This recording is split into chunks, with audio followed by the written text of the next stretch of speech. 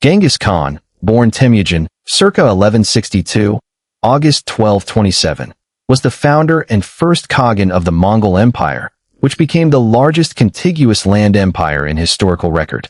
Rising from a brutal childhood of exile, poverty, and tribal betrayal, he successfully united the warring nomadic tribes of the Mongolian steppe by 1206. Under his visionary yet ruthless military leadership, the Mongols launched rapid campaigns that conquered vast territories across Eurasia, stretching from the Pacific coast of China to the borders of Eastern Europe. Genghis Khan died in August 1227 during a campaign against the Western Xia Kingdom. To this day, his burial site remains a mystery, as his funeral procession reportedly executed anyone they crossed paths with to keep the grave hidden. Historical studies estimate his campaigns caused millions of deaths, altering the global climate via depopulation.